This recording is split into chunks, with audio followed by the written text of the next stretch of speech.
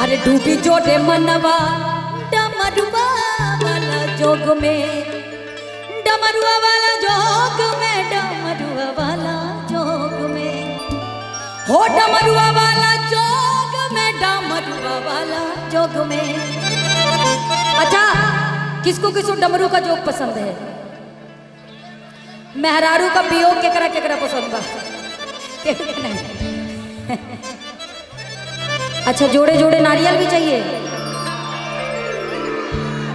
अच्छा, माता जी का भैया, इन लोग को जोड़े जोड़े नारियल सुनना है पक्का।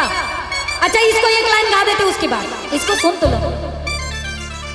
हो बम बम के भाव समझ ले, एक कदा में रहस्य छुपल बा, हो डम डम के मंत्र जप ले, में बड़ बड़ दुख जड़ल बा, हो बम बम के पुकार, हो डम डम के गहर कर प्रयोग में।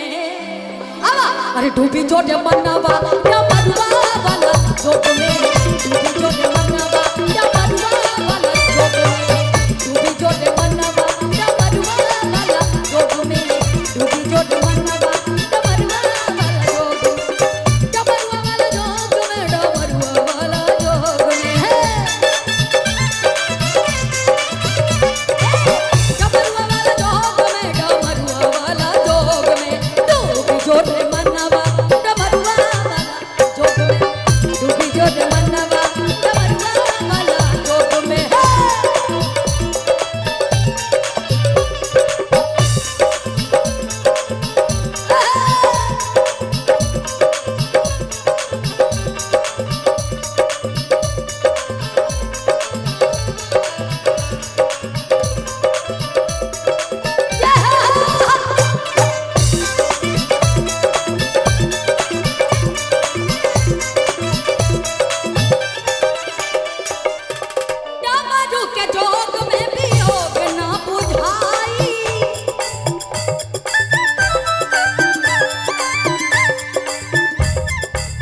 डमरू का अगर जोग जिसको लग जाएगा, उसको कोई भी वियोग, कोई दुख दर्द नहीं सताएगा। क्या?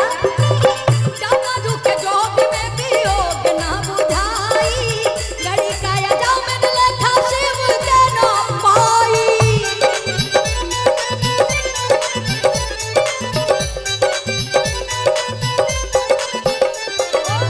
डमरू के जोग में वियोग ना बुझाई, गड़ी काया जाओ मैंने लेखा शिव के नाम पाई।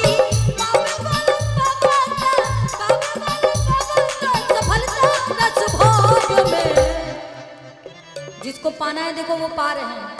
बोले बाबा बैजनाथ की। और थोड़ा ताली वाली बजाओ तब ना मजा आएगा कि डूबी जो रे मनवा डमरुआ